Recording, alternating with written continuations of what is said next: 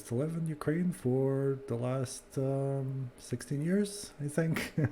And I was actually living in Ukraine just before the whole thing started with Russia. And then me and my family weren't able to leave because of the fact that my daughter was born only 3 months before February this year. So we weren't able to leave because, of course, she didn't have a passport. So we had to basically stay in Kiev until Poland opened the border for pretty much everybody without documents. And then after 4 days sleeping in the car with a 3-month-old baby, we kind of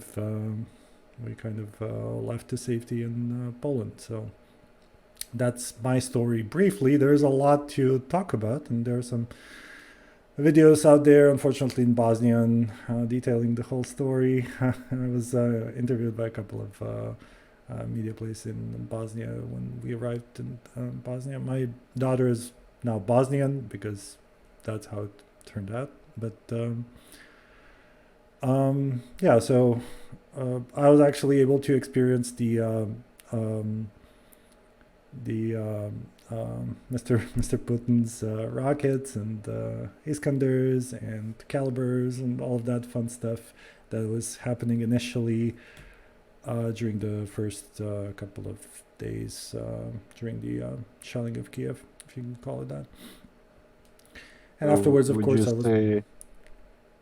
Would you say you were successfully denazified then, or? Yes, I think so, because I was 0% Nazified before, as was Ukraine. But we can talk about that. That's a very interesting talking point, actually, to talk about. I think the overall probably reason for this conversation is that there's so much misinformation, misunderstanding about the whole thing, mostly because people simply don't understand what's happening. Most people don't, of course, don't speak Russian or Ukrainian. They don't understand the local context. And Ukraine and Russia are a little weird in terms of there's a lot of disinformation. There's a lot of very creative disinformation and a lot of very dynamic developments on the ground. And it's pretty hard for Western audiences to keep track of things. There are several good examples recently, like the attack on the Belgorod oil depot, oil refinery. There was a lot of confusion about who did that. Was it Ukraine? Was it Russia itself? And so on. The same thing about the Moskva sinking just recently. And yeah, there's just a lot of overall misinformation and misunderstanding, mostly from the West, about what's actually happening, and that includes the whole start of the war and the things that were happening initially, and of course when you add the obvious propaganda that happens pretty much from both sides. Although Ukrainian is, I think everybody would agree that Ukraine is doing a much better job in terms of the information war. There's a lot of confusion as a result, obviously.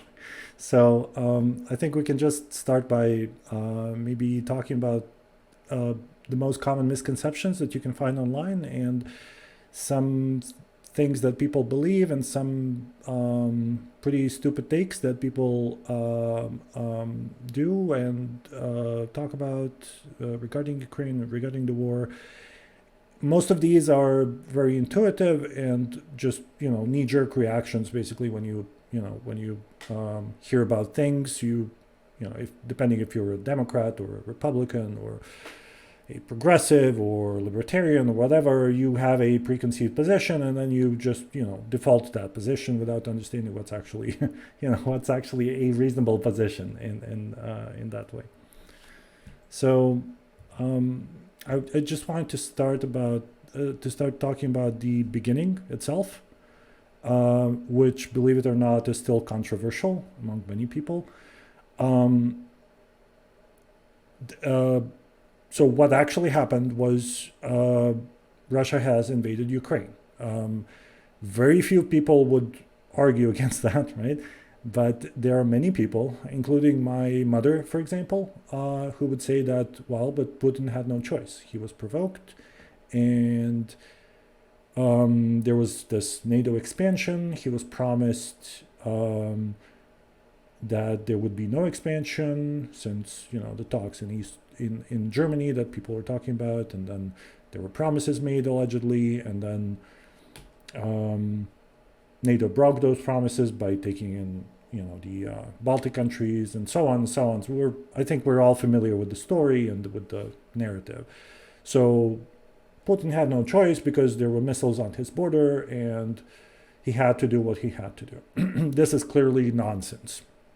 I think this is one of the stupidest takes out there, because there is literally nothing there. There's maybe 1% of the narrative that has any connection to reality. I will not go into the detail of the conversations and the promises that were not formalized. In any case, there is no excuse for one country invading another country. So let's assume that there are missiles on the American border in Mexico. There would be no justification for the US to invade Mexico in that case. It's super clear. There's no possible justification for you to invade, for you to target major cities using your cruise missiles, and to do what Russia did. So that thing is, nobody serious can claim that there's any kind of justification for the invasion. There's a conversation to be had about the role of NATO, the purpose of NATO, and so on, which is beyond the scope of what I'm trying to do here. But I think that the overall talking point of Putin had no choice is just silly. That goes into the category of just brain dead takes on the whole thing. The short story is that Russia just invaded. Why do you think so many people seem to be buying this, especially some notable characters on the left? I mean, I have my own opinion, but I would kind of like to hear yours. People like to be consistent overall. So when something appears in reality that contradicts what they have been believing and talking about for ages, they try to rationalize and find an excuse for that not being the case. So good example are lefties that are overall spending 90% of the time talking about the U.S. imperialism. Now you can criticize the U.S. for for being for imperialism. I mean, that's a fair criticism of the United States. However, you can fall into the trap of saying, okay, the U.S. is the worst country in the world, and when other countries do it, it's not so bad. And some people go to the extreme. I think, for example, Noam Chomsky is one really bad example. Well, a good example for what I'm trying to say, but a really poor. He's making really poor arguments for Russia and for some other things that I will be talking about. For example, the negotiations and things like that. Which, if you listen to him, well, again, the United States is the worst country in the world, and when Russia does it, it's not okay. Of course, he's against that, but he does think that NATO was provoking Russia, and basically they end up going into the okay, well, sure, rape is bad, but she shouldn't have worn that skirt. Basically, that's the argument, and it's a terrible argument to use in any kind of scenario where a much larger country is attacking another. So yeah, I think it's a matter of just trying to be consistent and trying to support your talking points over the years, because most of these people happen Yeah, but talking just like the U.S. consistent to what exactly? That's the biggest kind just of themselves, a just their yeah. narrative. I No, don't think no. there's a deeper. Let me expand on that. Let me explain. So basically most of these people tend to be on the left side of the spectrum, right? But what Sure, but happens alt to right is them, there too. Yeah. kind of, yeah. But I guess most notable figures would be on the left, right? At least from the ones that I have heard to Yeah. adhere to this Well, the narrative. right made a hard And U-turn, like a super, like hit the brakes, hit the hit the brakes, turn off the yeah, engine, get out of the car, yeah, U-turn. When they realized, okay, Putin's not really the the good guy. So in this yeah. cold But, scenarios, but in the what case. I'm getting at is also precisely that, right? The right is ideologically aligned more with Putin, right? But the left, uh, or the personalities on the left, should be Maybe we should say the ideologically Republican Party definitely because not. the more right you go, the more libertarian you become, right? And then it goes a Well, full there's, circle, I right? think things get weird. Yeah, Things get weird when you go too far right. sure. But anyway, my point is, like, The if you Republican Party is are consider yourself, authoritarian right now. Is yeah, what you're trying to say. I understand. yeah. But Sure. again, going back to leftist personalities, right? Um, for me, it's kind of really strange that they will align themselves with people from foreign nations who are ideologically very much your opposites Mm-hmm. and completely ignore that fact, right? And we've seen this Mm-hmm. repeated.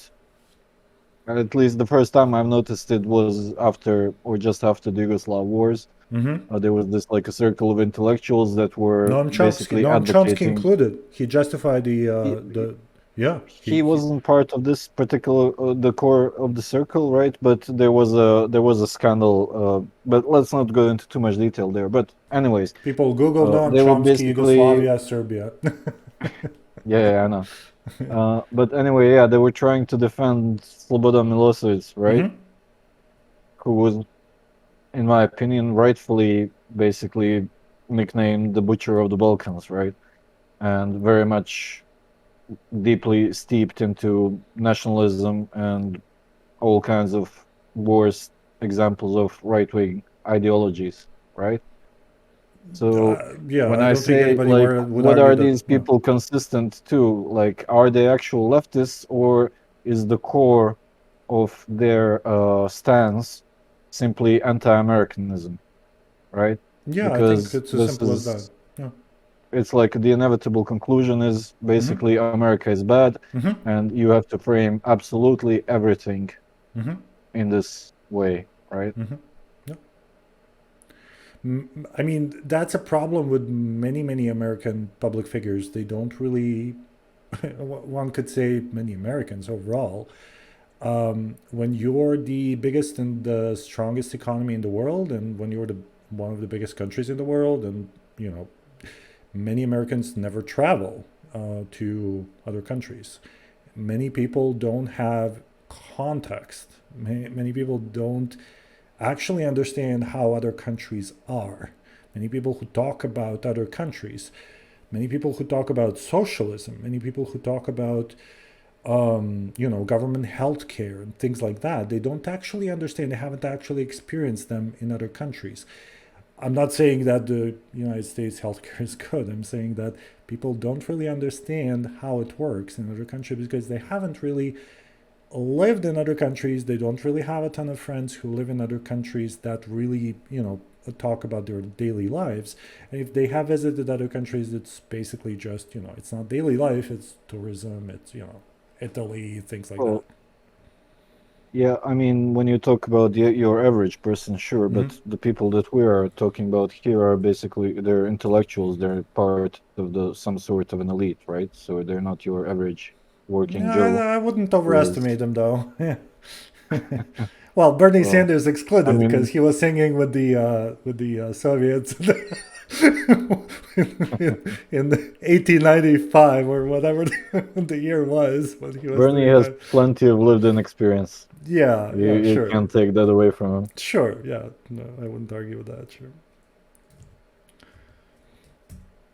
So So yeah, I mean, there's that, and that kind of takes me into the the second kind of misconception that people have, and I've seen this. This is more prevalent because I think it's more intuitive. And the basic argument is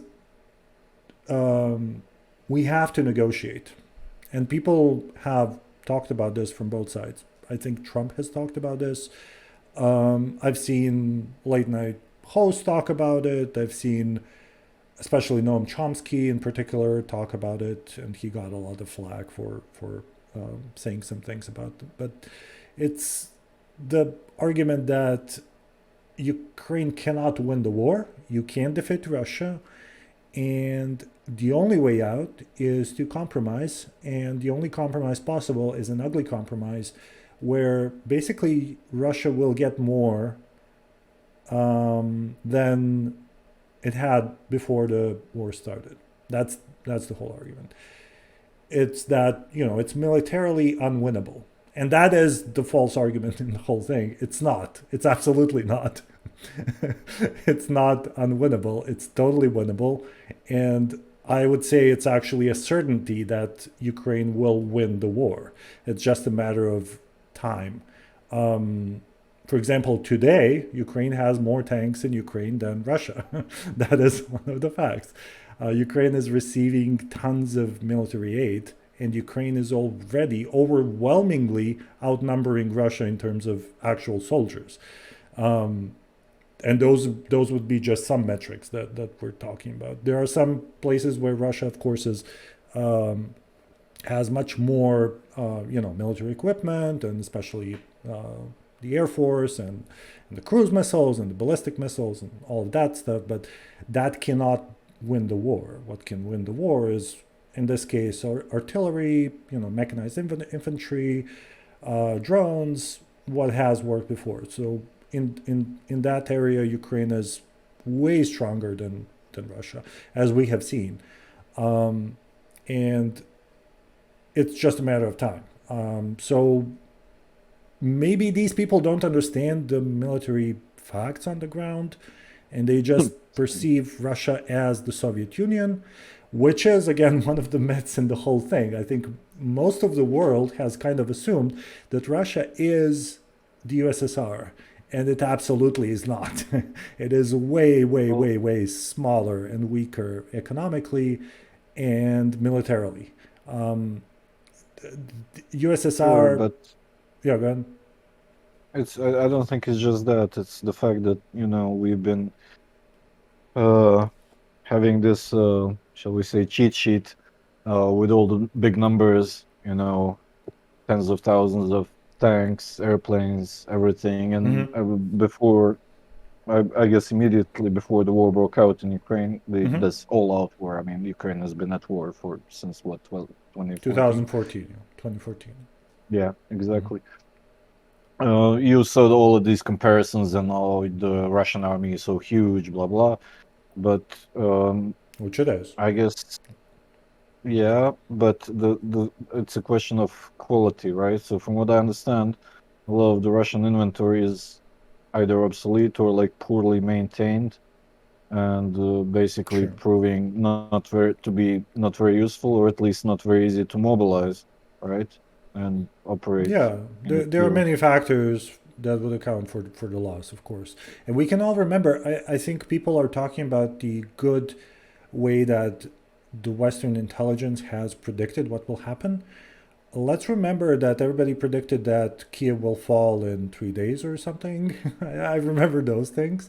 And I'm pretty sure that was the official position of most of the intelligence agencies, and all of the politicians were saying it. Of course, the cable news was saying it. Everybody was pretty much expecting to, Ukraine to just fold and die and, surrender and become another Belarus, basically, which was the whole idea of this operation, right? So, So yeah, I think how do you everybody think just that happened? vastly overestimated the Russian capabilities. Was it because we basically trusted what they were saying, or? Well, there are many factors to that. One big factor to what I think everybody bought the Russian PR, because we have to remember that Russia is, apart from being a giant gas station, which many people are saying, right, in terms of economics, Russia is a huge arms dealer, arms seller. And most of their stuff, most of the public stuff that they show, is kind of a sales demo that they can't afford to mass build, to mass produce. Um, they have really, really cool things. For example, they have probably the best tank design in the world, which is the T-14 Armata. One of them broke down during a parade, had to be towed by a tractor or something. And I think that one was one of the few examples that actually exist, right? They can't afford to build it. They have really, really nice fighter planes that they make really produced really nice videos, but they exist in singular, uh, examples. So they can't Single digit afford, numbers, yeah. yeah, so they can't afford to. It's just prototypes, basically. It's not even mass produced. So most of that stuff, I think people assumed was, okay, hey, they have, active armor protection. They have not just the reactive armor. They have active armor that intercepts, incoming missiles like Javelin with its own missiles. Sure, in theory, they do, but as we have seen, most tanks even don't have the usual World War II class, so 50s, 60s reactive armor, ERA, just the basic, packages. So they're not even there. So But they have those cope cages though. Do you think those help at all? well, to, to be fair to Russians, I've seen American vehicles with cope cages as well. So whatever gives you a little bit of more confidence when you go out is useful. But of course, those don't do anything for tandem charges missiles like Javelin. Yeah. Yeah. So yeah, I think that's one of the reasons. Probably everybody just believed that Russia is, hey, they're trying to be tough, and they're showing this really nice technology and weapons. And let's be clear, um, some of the technology that Russia has is super cool. The anti-air technology that Russia has is probably the best in the world. There's nothing even close to the systems they have. Um, and they are mass produced, and they do have them, and they do use them, and they are active, and they have been working in Ukraine. So it's not all just for show. Of course, the fighter planes are very capable, but they're not used very well, which is a separate thing. But yeah, it's not that it's all for show. I mean, it's a real army, and maybe it's not the second army in terms of the actual power and being able to to fight other armies, but it's not. I would strongly suspect that the Chinese army is much weaker than we assume as well, for the same reasons. Um, the reasons being corruption and just being all for show and things like that. They have zero experience. They have zero technology. Very, very they're spending a lot of money, but I'm pretty sure they would Yes. not fare much better in a similar conflict. Yeah. Well, since you mentioned corruption, I think that's an interesting point. I think maybe that's one of the things that threw off Western intelligence agencies Mm-hmm. because the extent of the corruption within the armed forces, as well as the effect that Mm-hmm. it would have on actual operations, I would imagine is very difficult to quantify. And I think Yeah. we have seen um, exactly what happens when your forces are basically selling fuel just Mm-hmm. before going into action and stuff like that. So Yeah, maintenance that's is really probably something expensive. else. The Mm-hmm. Hmm? Well, maintenance is really expensive, first of all, and most people, when you think about how corruption happens, what happens is you fill a tank at a military base. Nobody actually measures anything, and you can fill less than you've said, and nothing bad will happen because there will be no war, of course. And so you can get away with doing that if you're a base commander, and If there are other peoples who know about that, you give them a little bit of money and it's all good. The same thing can happen with things that expire. So reactive armor would be included. Military rations would be included, right? So they have been notoriously outdated and expired. Yeah, and I think the West just overestimated because this thing just really doesn't really exist in the same form in the West. It really doesn't. I mean, you can say a lot of things about Western armies, but it's not one of the problems people have in the West. So yeah, people just probably didn't believe the extent of this, and the extent was very large, clearly because of the things we've been seeing just on the ground, just documented facts.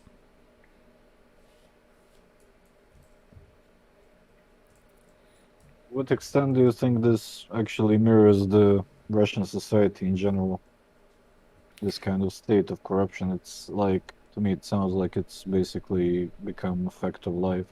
Yeah, For well, the last time vast I majority. checked, so we're both from Bosnia. I lived in Ukraine, and we're talking about Russia.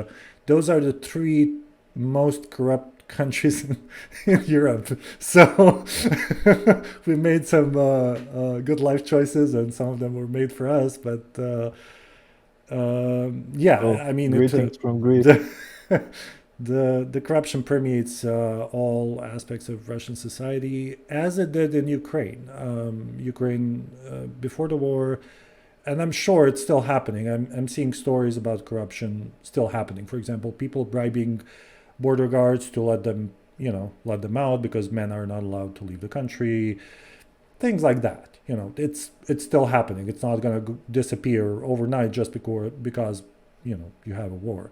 But corruption is very systemic in Russia, and it's kind of it's working in a very organized way. There is more money in Russia, so it was working in a much, let's say, efficient way in Russia. It was more blatant in smaller cities. People weren't even trying to hide, what's been going on. And even though you can't really bribe police in larger cities for small amounts of money, you can still get away with, I don't know, killing people and knowing the right people and just making that disappear. That's totally possible in Russia. And yeah, I mean, that's the army is no exception. So the police, the courts, why would the army be the only exception to the to the overall corruption in the government?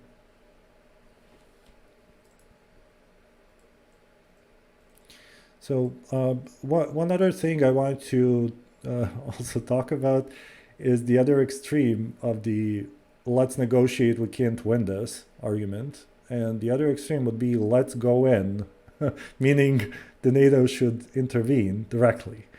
And you can see variations of this, people masturbating to A-10s, strafing those tank columns, and F-35s, making short work of those tanks and things like that.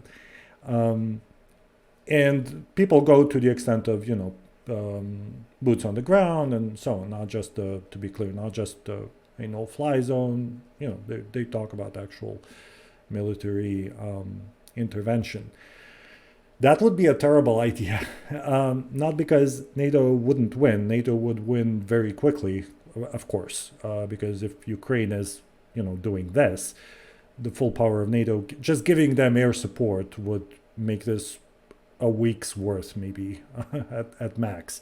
I think most people think that. However, this would do exactly what Putin wants, which would be, I told you. So this is what is going on. They just want to destroy Russia. They want to attack us. And we would most definitely see first a tactical and probably later a strategic nuclear escalation, because this is the way that the Russian doctrine works. When you're losing, then you nuke, basically to cover your retreat, and that would just very easily escalate to probably strategic nuclear weapons. Even if it wouldn't, even if NATO would stop at the border, which is pretty much impossible if you think about it. Russia has, talking about anti-air, Russia has the S-400 missile system, which is an anti-air long-range missile system, probably the best in the world right now. It covers a lot of Ukraine from Belarus. Okay, so then you have to bomb Belarus. Okay, so then you're technically attacking another country, which isn't even Russia. And then where do you draw the line? Where do you stop?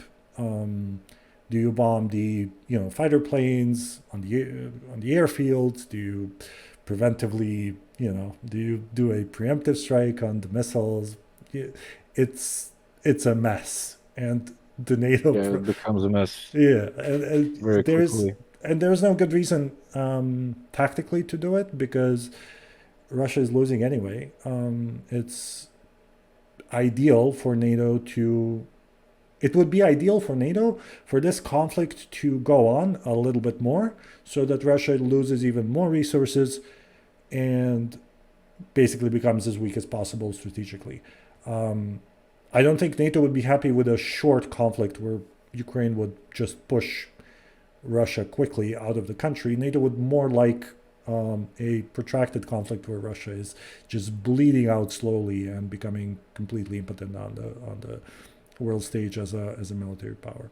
And of course, economically, because it's super expensive to wage the war that Russia is waging. Russia has used, so talking about the cruise missiles and ballistic missiles, Russia has used more missiles than the US has used in all the wars ever. Okay, so and those things are expensive. Okay, those cruise missiles may not be up to par with the Western counterparts. They're definitely not as precise and as fail-safe, but they are expensive. They cost Cheap. millions of dollars. So you can't really afford to just lob thousands of those with no good effects other than destroying another country's economic potential, which arguably Russia is doing, right? They're just bombing production centers, not just the military production centers. They're bombing factories. They're just bombing everything, and just which of course hurts Ukraine economically. But Ukraine is going to be rescued by the EU and the You, US financially. That's a given. That's a certainty. So they're not gaining anything yeah. really. Would you? I mean, I'm kind of wondering, like, how much blood there is left, economically speaking and militarily speaking, for Russia to give after this, what's 55th day, 56th? What was it today? I don't remember. But they Mm-hmm. have definitely both expended tons and tons of ordnance. Mm-hmm. They've lost tons of hardware, including some of the most expensive, the most modern items that they have in their arsenals. It's like, Yeah. and I believe I read in the news they've halted production of new tanks because I guess they don't have the components or something. So it seems that they are already basically starting to go dry. So my, I'm not sure like how much longer is it necessary even. Let's say that that was the end goal, right? Um, because from what I know, and then obviously I might be wrong because I get my news from the internet and not from some contacts in the intelligence services or whatever. No, but I mean, so do I. To be Uh, fair. yeah, but if that's the goal, it sounds to me like we're almost there, basically, right? Yes and no. Some of the resources will be exhausted. All of the precision munitions are very close to being depleted. They're being built as we speak. There was actually an explosion at a factory that was not building, but that has designed the Iskander and the I think S-400. Um, I don't think that's related to the production, but the factories have been switched to 24/7. So the factories building the caliber cruise missile have been switched to 24/7, and they're building new missiles. Now, how many of those missiles can they build because of sanctions? I'm pretty sure they can get resources from China one way or another to build equivalents, and they're probably doing that. As long as as long as their economy is alive, and that means as long as they can afford to spend as much as they're spending, I'm pretty sure they can, make this longer. How long? I don't think anybody knows. My guess would be by the end of the year they would be unable to continue, probably, and they would be able to just hold positions. Some people say it's already happening, and they're already unable to, escalate anymore because they have to keep a lot of the military in the country to potentially defend from, from NATO and other countries. So there's that factor as well. They can't throw everything at Ukraine. They have to, keep defending. I don't think there is a lot. Let's say that. I don't think there is a ton left, and I think it's becoming less and less with time. And it's on the Ukrainian side, it's just pouring in terms of military help. So time is definitely working for Ukraine. There was a lot of hype with the phase two of the operation, which is actually just basically a retreat and saying, okay, we give up on Kiev, and let's do what we should have done initially. Instead of attacking with from 8 directions using completely disconnected, forces and generals who weren't talking to each other and were just getting orders from Moscow and were getting killed initially by pretty much everybody and their cousin and the drones and everything else. So maybe that was a bad idea. Let's go back and let's maybe attack just one spot, which, if that was done initially, we could have seen a different situation. I don't think Ukraine would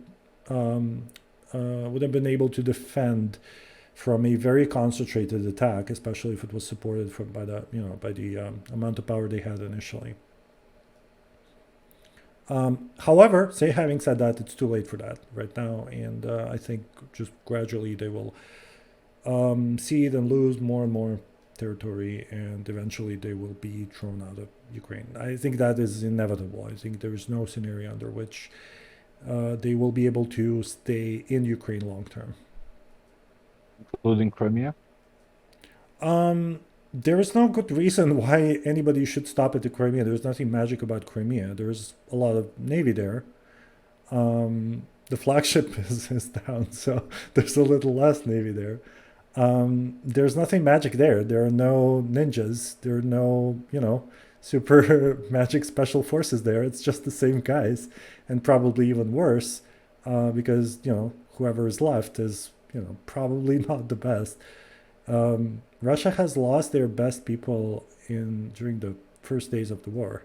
They have lost people like the paratroopers, VDV, which are the best they have. They have thrown them to a photo op, what they thought was a photo op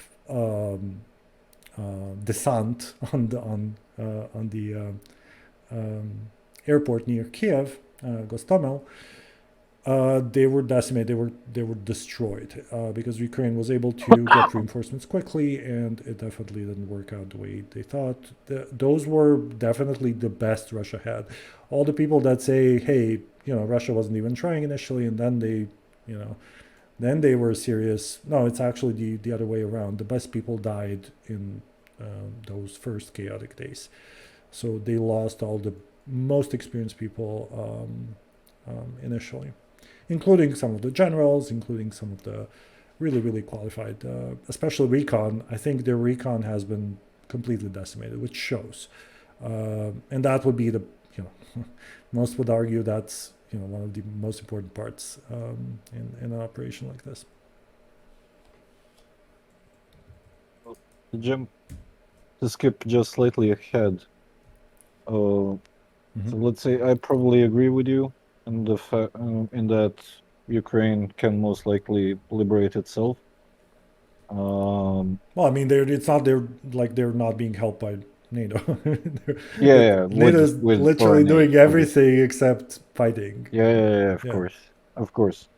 But like, what's Putin's out in that case? Because that obviously puts his rule into jeopardy, right? I don't think he or any other Russian leader would be able to survive losing a war like this. So, like, what could we expect from him or to happen to him? Let's say, if this eventually comes to pass. There are multiple things there. I don't think people overestimate military people around Putin killing Putin, and people overestimate oligarchs in general. There was a lot of talk of oligarchs killing Putin, and and people in the West talk about this because they don't understand how it works. Oligarchs are serving Putin. They're not. They're Putin is controlling oligarchs. Um, and if you're an oligarch that Putin doesn't like, you're not okay. Um, as far as the military people go, I mean it's very similar. Putin really has absolute control. There's nobody behind Putin pulling the strings. He's the man. What happens depends on what people think. What people think depends on how it looks for them, and that depends on the Russian media. Uh, right now, as we speak, so Russia has invaded Ukraine, right? There are war crimes in Bucha, for example. There are people in Russia, I would say most people in Russia, if we believe the polls, if we believe the interviews, they believe those are actors. That was done by Ukraine.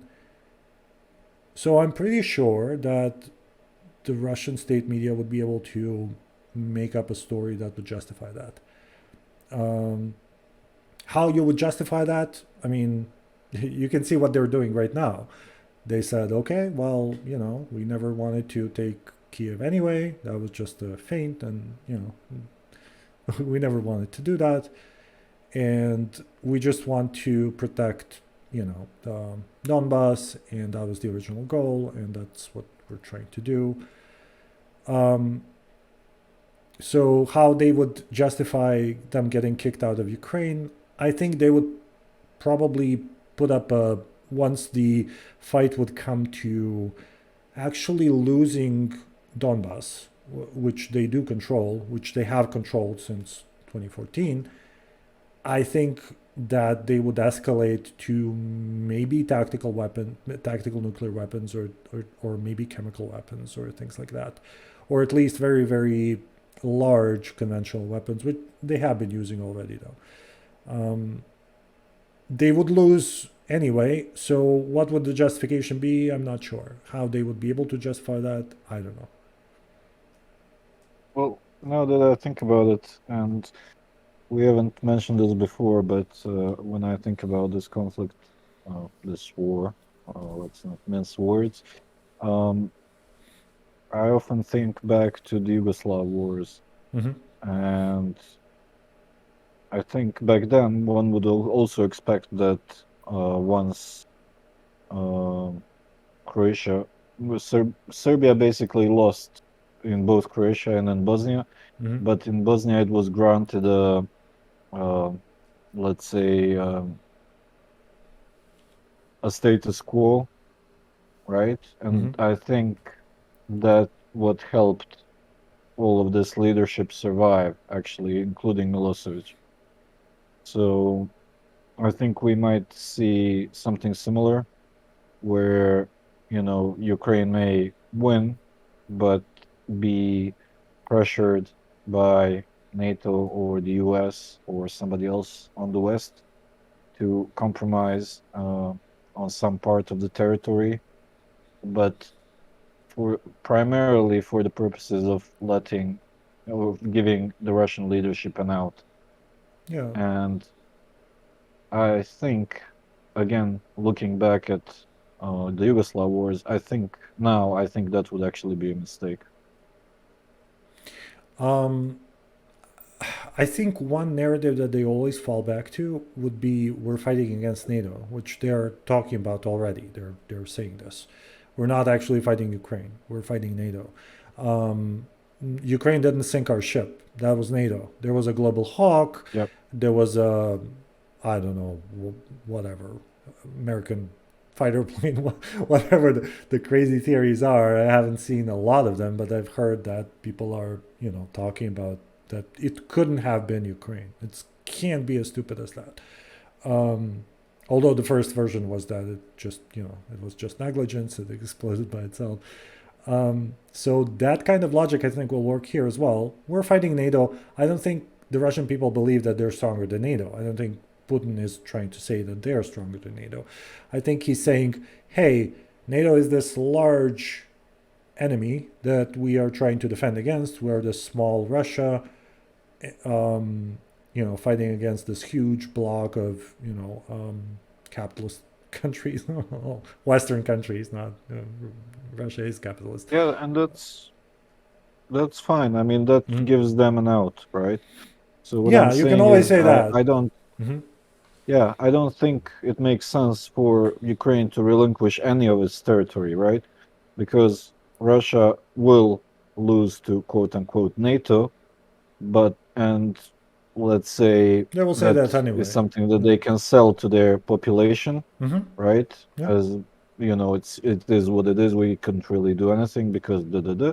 Yeah, we had no As choice. Yeah. long as yeah, as long as no troops move actually into Russia itself, Russia proper, right? Sure. Because that would completely change the character of the That war. would be, I mean, That that would be a tactical mistake because of the just the morale thing and the fact that Russia yeah, is yeah, much stronger in Russia. The whole military is designed to defend. I mean, they're not really designed to fight wars like this. They're tried. I mean, they rely on railroads. They they have to, I mean, everybody has seen how well their logistics work, but their logistics are actually super cool inside Russia because of the railroad.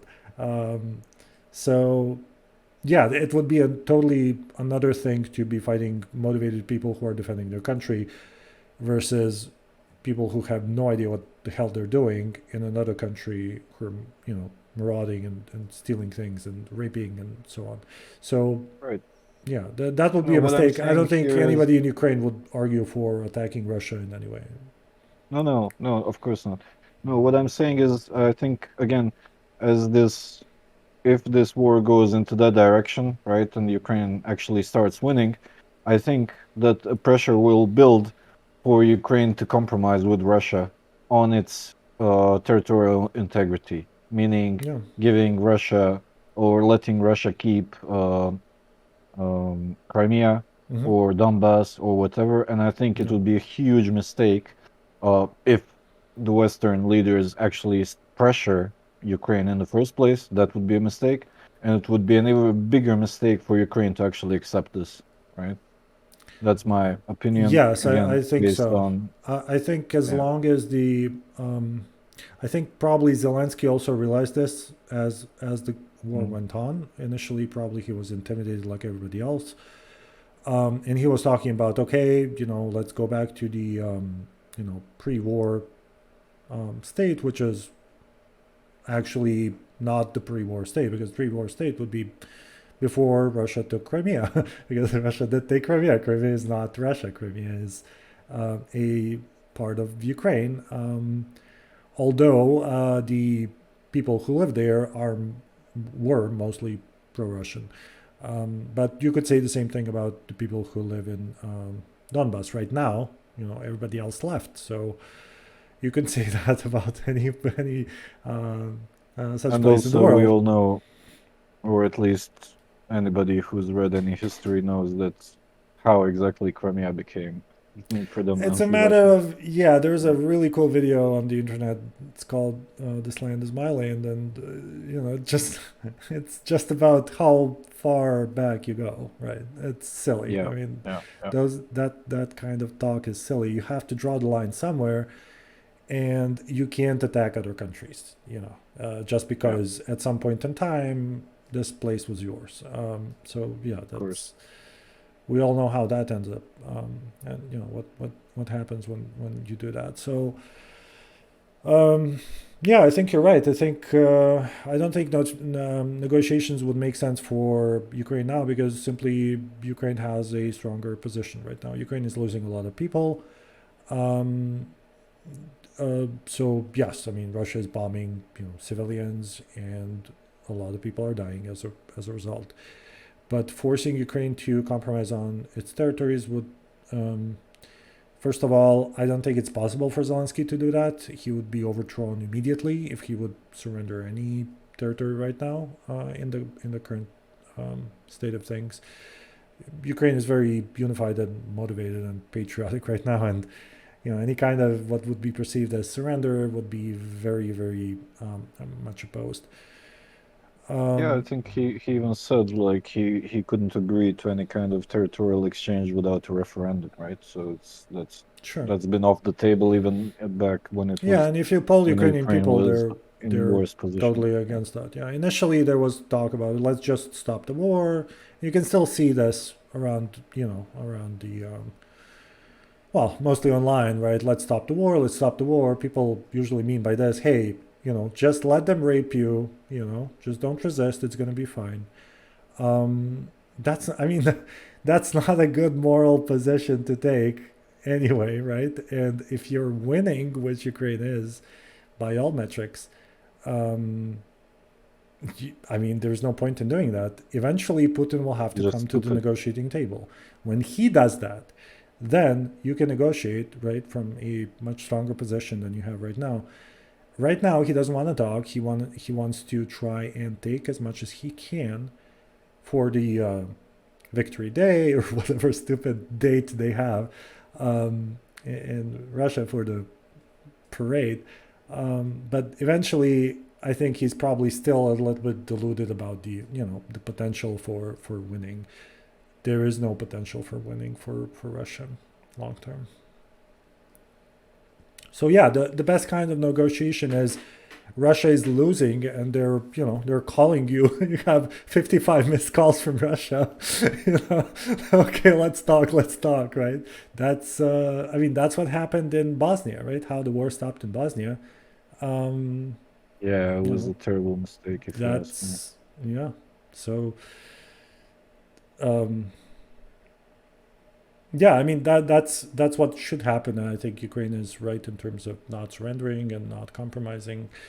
Um, and if Russia does offer going back to what was there before the war, Ukraine would still have an argument of being completely destroyed in terms of economy and factories and all of that stuff that Russia just bombed the shit out of. So I'm not sure that it's a smart thing to. I don't think any of the sides right now want to talk, and probably I would say that Russia would be the first to initiate the contact. When they actually start losing and they're not able to justify that in terms of internal PR that they're doing.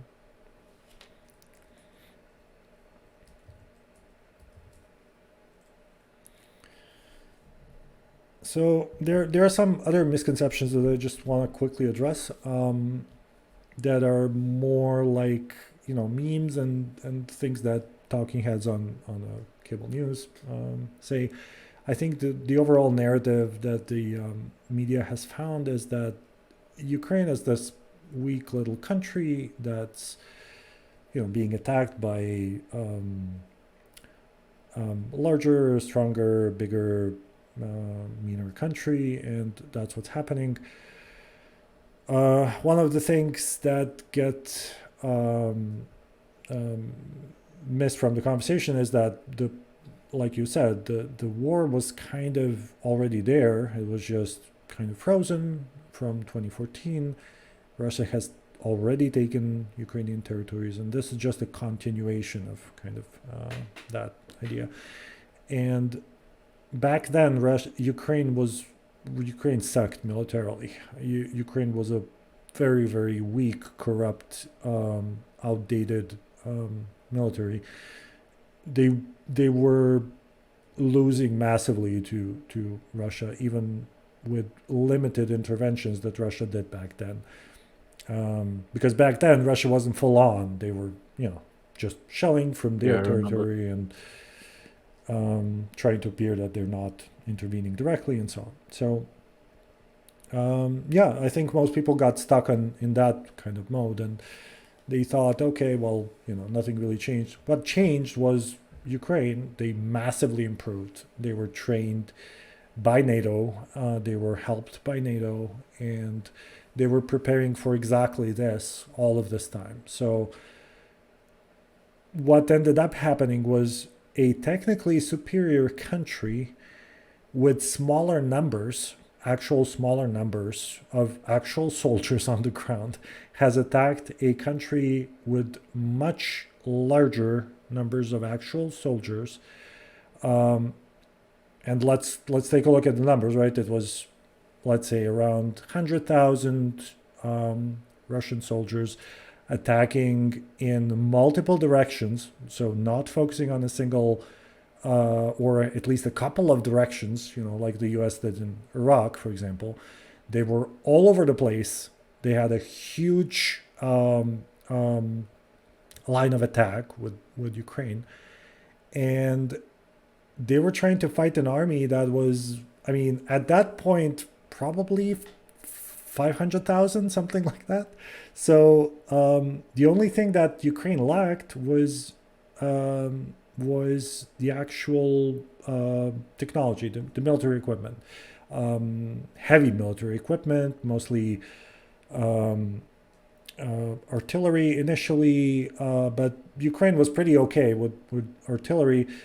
One thing that was a little bit problematic initially was the anti-air that was damaged significantly during the initial cruise missile attacks. And of course, the Air Force, which is not, we can say it's non-existent. I mean, it's doing sorties, but it's nothing. It's not a big factor in the war. Yet, Russia hasn't achieved air superiority in any way, and hasn't been able to achieve that since the beginning, and it's been worse and worse for them. I think today Su-35 was down by Yeah, it allegedly was on camera even, I think. by an igla, which is which, if anybody knows, it's a manpad, but um, Ancient. first of all, it's ancient. Second, it's cheap, and Su-35 is, I don't know, like $40 million, like on the cheap side. So that's the. I mean, Russia is really outdated in terms of tactics, in terms of the overall strategy that they use to attack Ukraine.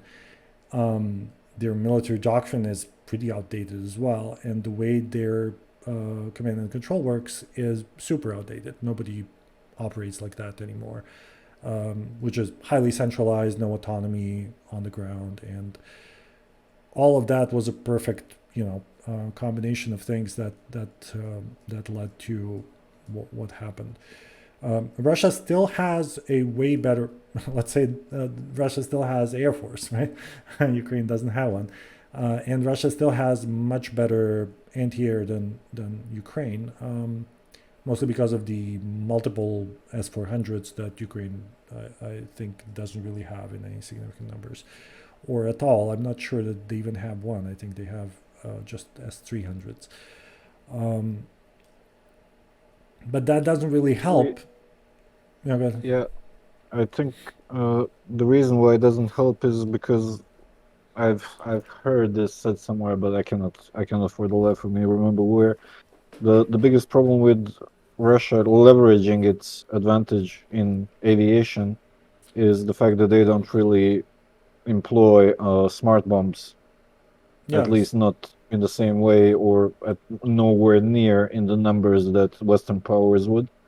So they have either very close air support, they need to basically use dumb bombs with the basically having to be within visual range with your airplane, right, which is super close, or just strategic leveling of cities, which doesn't do much. I mean, in this kind of warfare, I would imagine definitely and definitely with the entire world looking on and reporting on it. So yeah, That's kind of correct, but there's more nuance and more stupidity in that than you described.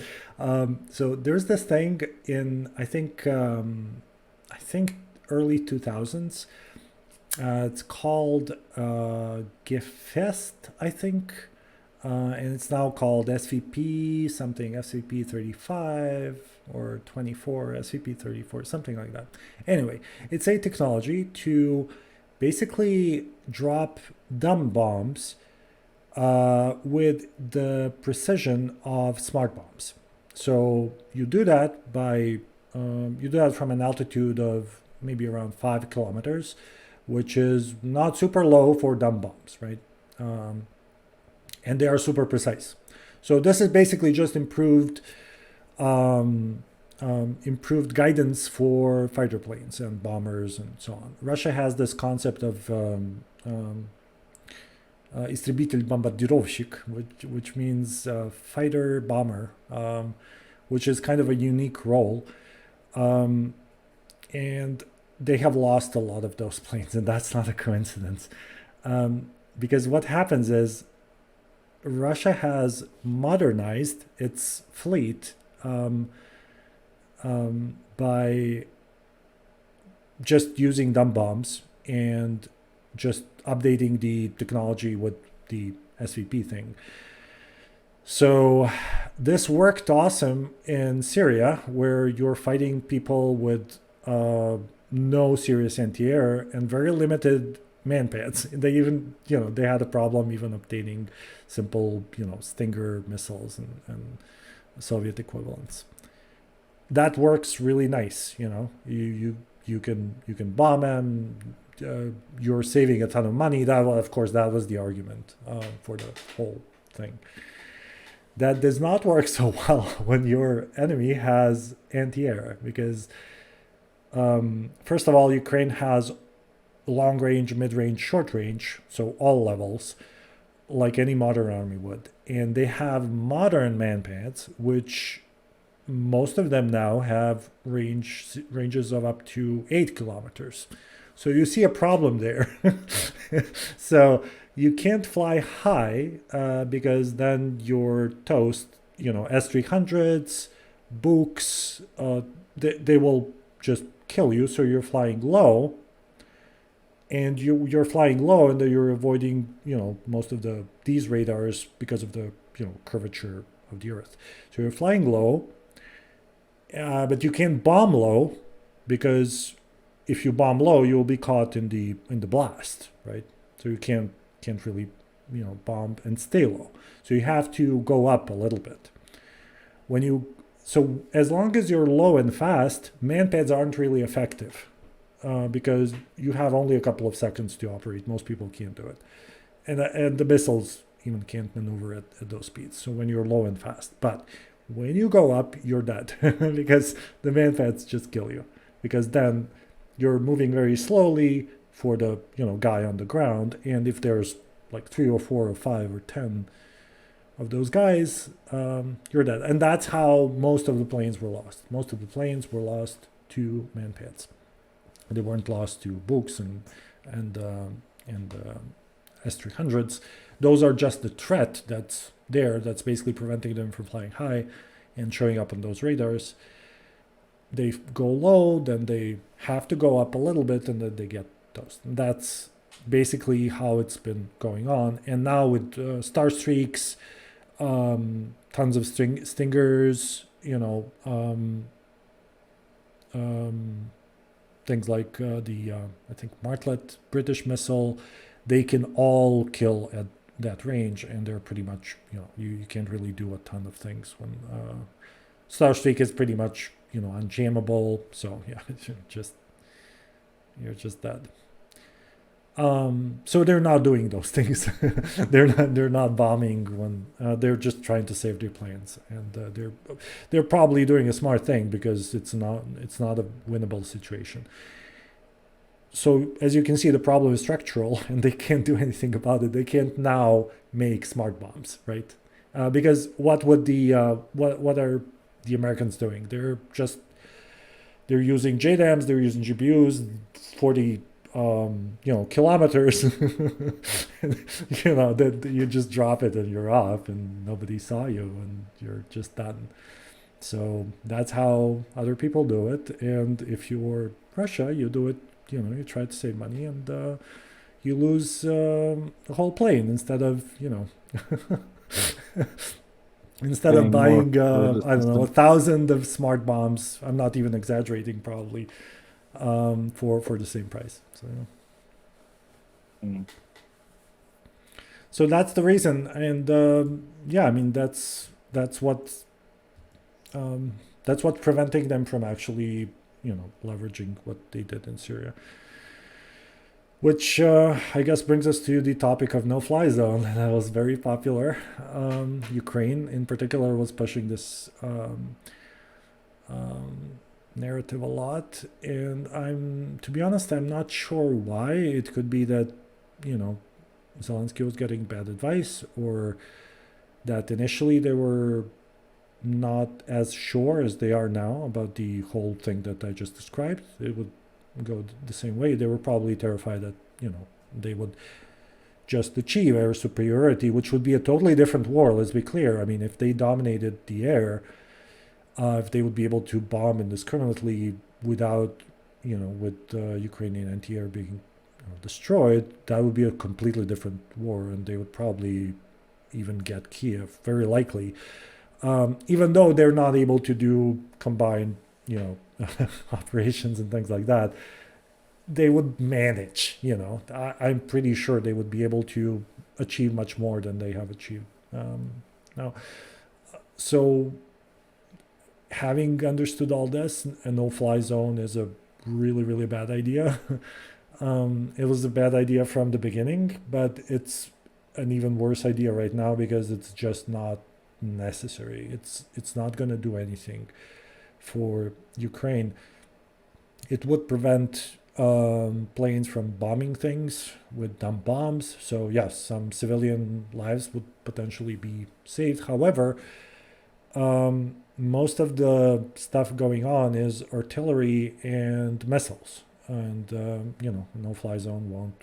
Those fighters won't stop missiles, clearly. So it's as simple as that. And then where do you stop? Do you kill those, S-400s in Belarus again? Or do you hit the airports?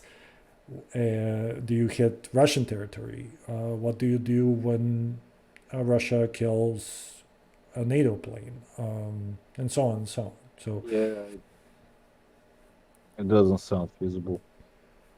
I mean, if that was really something that would bring a lot to the table in terms of actually preventing, actually doing something, it's a conversation to have. But Mm. probably Russia is not the right country to do a no-fly zone with, because they do have a ton of planes, and yeah, I mean they can always just go back to their territory and just harass from there, and it's just a ton of things that they can do that you don't really have a good answer when you're doing a no-fly zone. Again, it's not a matter of not working. NATO would be able to establish air superiority really well, even if it would go full on with destroying their anti-air and all of that. They would be able to do that fairly quickly. But what happens next wouldn't be as easy as that initial thing. Then people would start dying. Then Americans would die, and then we would have, because let's be real, we're talking about Americans here. Nobody else has the capability of doing anything close to a no-fly zone in Ukraine. So we'd say it's NATO, but it's actually the United States, right? In other ways, of course, NATO is really NATO. It's other countries plus the U.S. Especially with the military help that it's been going in. Europe is doing a lot, but if we're talking about air, it's pretty much the U.S. Probably some tornadoes and rafales, and they would be there for sure. But yeah, The CNC Air Force General. yeah, pretty much.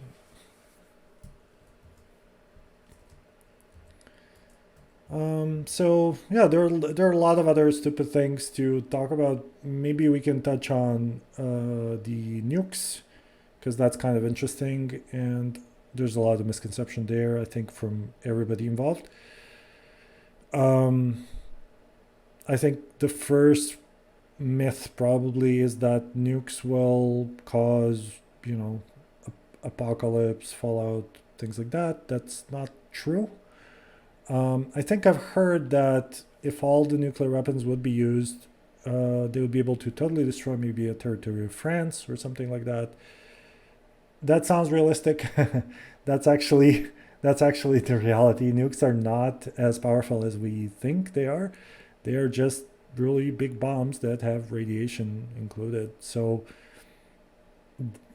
if that sounds scary, it is, and it's probably good that the politicians think they're this terrible, incredible thing that will destroy the atmosphere. They won't. They are just big bombs, and we know that those are scientific facts. To add to that, Russia doesn't have the same kind of approach to nuclear weapons that the West has. The West has all of these safeguards and and fancy procedures and processes around using nukes. Russia has a fairly straightforward escalation to tactical weapons, which is basically when we're losing, we nuke our way out. We nuke behind ours, right? So we retreat and we nuke the territory as we retreat. And the same plan was to be used in during the Cold War by NATO. If the Russians would invade, I think it was in the context of Berlin, but if the Russians were to invade, the plan was to use tactical nukes to basically irradiate the area, to make it dangerous for a couple of days while NATO pulls things in. So that was the whole idea behind the tactical nukes that the NATO had, which I'm not sure they still do. They probably do, but there were really stupid ideas like the Davy Crockett tactical nuke gun. nuclear device. Yeah, so things like that. So yeah, I mean it's not as silly as that, but it's kind of, I mean, the smallest tactical nukes that Russia has are kind of on the same scale as their thermobaric weapons, which they have used already, also known as vacuum bombs. So, you wouldn't see a very large difference in terms of destructive power. You would see radiation, but arguably you wouldn't see a nightmare scenario like Chernobyl, which is a completely different thing. It's extremely dirty. It's extremely radioactive. Modern nuclear weapons are very different. So, again, it would be days before the area would be habitable. So, that's something that would happen. So, it's having said that, I don't think that the Russians will do that easily, and I don't think it's necessary at this point. But if there was a catastrophic retreat by the Russians, with a lot of potential for the loss of manpower, probably somebody would consider using tactical nuclear weapons. As far as strategic nuclear weapons go, and of course I'm talking about the territory of Ukraine, there would be no point in using them. They are tactical, so they're not used for political reasons, right? Like strategic weapons. They're used for tactical purposes, which is to stop an advancing army that's about to kick your ass. Strategic nukes are a different thing. They are clearly, much more powerful, and they're usually carried by larger vessels. Like just recently, I think it was yesterday, that Sarmat was allegedly successfully tested, which is a ICBM. I think we're pretty far from that. I think this was just a North Korea kind of move. There would be nothing to gain from that, and that would be probably, one of the last things that Putin would ever do, as Anybody as a really? leader. Yeah, it's that just doesn't give him anything. Even if we would say it's a preemptive strike, Russia is not able to do. I mean, right now, the only country really able to do preemptive strike is the United States. I think nobody else is able to do a true preemptive strike. Russia has a lot of Wunderwaffe weapons that they have demonstrated recently, like the nuclear torpedo thing. It's a really stupid idea. Of course, we all heard about the Kinjal, which is basically a very glorified Iskander. It's also no big deal. It can carry nuclear missiles. It can carry a nuclear warhead. Sure, Iskander can too. Tochka-U can too. So they already have the technology to deliver tactical nukes. And calling it a ultrasonic missile is a little bit of a misnomer, but that's a technical point. Long story short, they're doing a good job in terms of the sales demo and the PR. They don't really have anything that's super revolutionary, and I think the panic was that they do, but they really don't. They do have a lot of nukes. They have nukes. They do work. Presumably, although I'm pretty sure the maintenance of those nukes has been subject to the whole corruption thing, just like the tanks, just like everything else. So who knows? But I don't think we need to worry about that. And of course, after using a tactical nuke in Ukraine, that would only make things worse for Russia. It wouldn't do anything. Presumably, NATO's response would be even stronger, if not direct intervention. I mean, it's very possible that the overwhelming panic, right, by people who don't understand what the hell is going on, who think that, okay, a radioactive cloud will go over whatever, Oslo tomorrow, will be enough to, put a short stop and actually escalate. So I think that's the main reason. Sorry? Sure. I think it's just important here that we make a note for our two listeners. I'm being optimistic here. But Ognian here is not advocating for the use of tactical nuclear weapons. Just to be clear, okay? Well, yeah, I think it would be a bad idea. I don't think it would. I don't think it would give anything to for do anything for Russia to use them, unless they're really desperate. In which case, why not, right? But if they're losing anyway, then why not? Use tactical nukes.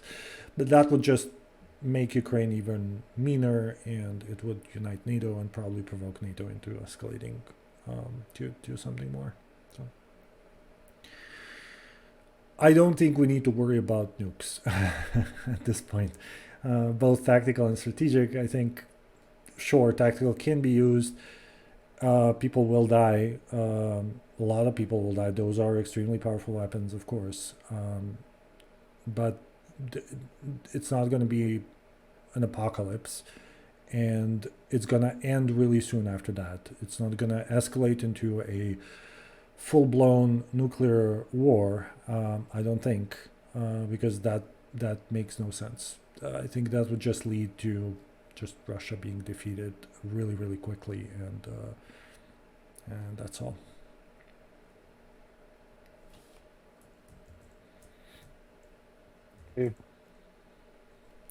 Maybe one interesting last thing, I think we can wrap up, but one last thing I'd like to talk about is tanks that have been getting a lot of coverage. And you've seen many people talking about, hey, tanks are tanks really outdated or are just, Russian tanks just really bad, and what's going on, and those Bayraktar drones are droning the hell out of tanks and so on. I think there's a lot of misconception there. Russian tanks are not great, but they are not the worst. One thing that contributes to the memeness of the whole thing is the fact that they have the autoloader in the on the in the top part of the tank. So when a missile strikes, it kind of epically flies away. So yeah, that looks cool, but it doesn't. Let's be clear: if it was the U.S. with M1A1s attacking the same way that Russia is attacking, they would lose those Abrams tanks the same way. There's no real defense against the multiple, manpads that, Yuri from down the block can learn how to use in a day, right? And then he can go and just point and shoot and destroy a multi-million-dollar, piece of equipment. There is no answer to Actually, that.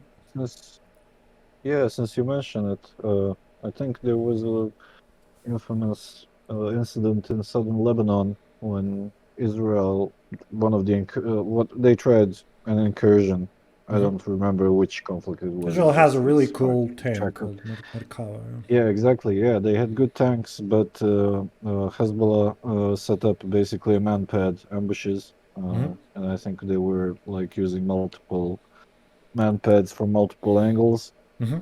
and basically the Israelis.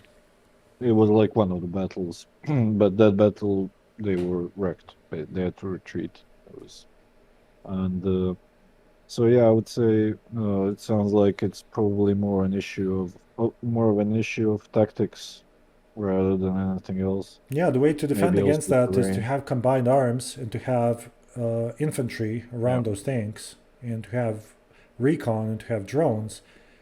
Neither of the above was used there. You just see single tanks out there, just like you see single planes, just like you see, S300 batteries, S400 batteries turned off and just being destroyed by the drones because they just wait for them.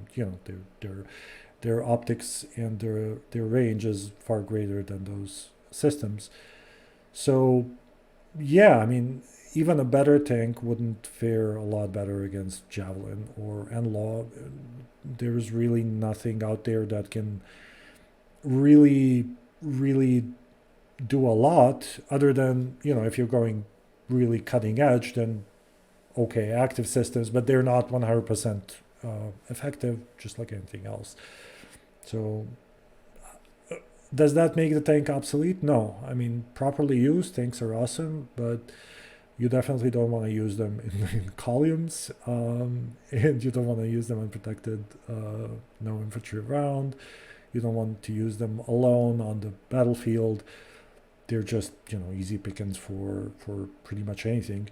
And one of the myths was that the drones are doing most of the kills. That's totally not true. The drones are helping, but the drones themselves, Bayraktar's missiles, are not great. Bayraktar itself is not a great drone. It's a very cheap, slow, Turkish-made drone. Um, but its long range makes it really useful for artillery correction and just recon, and that's the most effective role that the drone has taken. So most of there are some confirmed kills by the drones themselves because they can actually kill tanks, but most of the tanks were lost to artillery, and drones were just there to facilitate the attack. This is really an so wait, artillery war. I mean, most of the stuff happening is artillery. right. Are there any like official statistics out there for the ratios of kills on tanks between drone weapons, manpads, artillery, or other tanks? I Yeah, also saw, probably. I'm not aware of any, but I'm sure there's a source that we can what find them. Yeah. Yeah, we should probably take a look at that. What's the name of that Ukrainian BMP with a 30 mm cannon? Better 4. That's the BTR 4. BTR. It's a, yeah, Yeah, BTR-4. it's a Ukrainian development. It looks really cool, especially with tracer rounds. It looks like something for Star Wars, but it's actually yeah, it's just just an infantry fighting vehicle basically with an auto cannon, and that thing can do a good job on tanks. It's really lightly armored, so it's not a good idea to go head to head. But it's really effective in ambushes, and it can. It's more maneuverable than tanks in urban environments, arguably. Yeah, better suited. Yeah, Yeah. yeah. So it can, yeah. You can take a look at the. I think it was Lithuania. Yeah, I think it was Lithuania. Is it Lithuania or Latvia? I'm sorry, the viewers from Lithuania or Latvia will forgive me for mixing. I know they hate that, but one of them only has IFEs. They don't have. They have zero Uh, tanks. They just have IFEs, and they are actually again preparing for the same scenario that Ukraine is experiencing right now. I think they bought boxers from Germany and they improved them to a local variant. And Boxer would be the best, probably best one out there. So yeah, better watched the video on that. BTR4 I think. is pretty cool. Yeah, they don't have enough of them, so they could use a little more of those because the whole idea there is that it's super maneuverable. It can do quick reactions, and yeah, you can focus and project power over the battlefield really well. But I think one of the most effective weapons, arguably, is javelin. I think that is a game changer. And law is included, I guess, as well. But I think there's a big argument for easy to use, easy to learn, stupid, point and shoot things that you can use to destroy super expensive equipment. But so again, Yuri and his Also, gang thankfully, from down the block, right? They can learn how to use in a day, and many have. You can find videos where Ukrainians are killing themselves by shooting in the ground before. You can find those incidents, especially with the so-called territorial defense, which is just mobilized civilians, basically. Most of those people in Bucha that you've seen, while technically civilians, they are mostly territorial defense. That's how Russians had the lists, and that's how they got them, right? They most of them haven't even seen any combat. They were just trying to fight, trying to defend their neighborhood, basically. So those guys were given javelins, and I think that's one of the first times in the history that something super sophisticated like that was given to somebody as unsophisticated as possible, and with pretty good results. I mean, sure, some of them killed themselves, but most of them, I think, were pretty effective. You can see the lack of training in some videos. There was a video from, I think, Azov, where an unlaw is being shot from a window at very close range, and that range happens to be less than the minimum range of the unlaw, so the missile doesn't arm, and it just basically skids over the tank. And yeah, I think I've seen that one. yeah, so direct fire like 84 or something like that would do much better. Would kill that tank. And law is made for pretty much far long range situations. Most people don't understand that NLAWs and javelins hit really far. they're not a close range weapon in any way. Most people imagine things like World War II, Panzerfaust or things like that. It's not at all what it is. It's a very capable long range missile. Long range for infantry purposes. So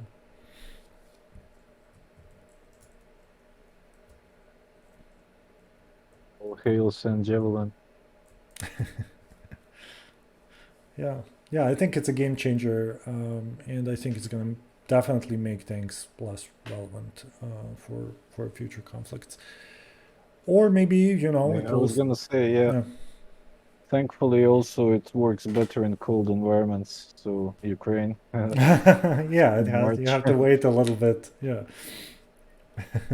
sure. Yeah, I mean, if you look at the weather, Russia picked the worst possible time that you can do a war like this, and now is really not great either because that that part of the country where they are is super bad in terms of um, Russians and Ukrainians call this Rasputitsa, which is basically just mud that's not traversable. So that's what it is, and yeah, you don't want to be in a tank that's stuck. Because there is always a drone somewhere on the lookout, and that drone will see you, and the artillery will get on that, on those coordinates super quickly. It's really really quick the way that Ukrainians have been doing the combo of drone plus artillery. You can find a lot of videos that are really amazing. Such a simple Yeah. combination is extremely effective.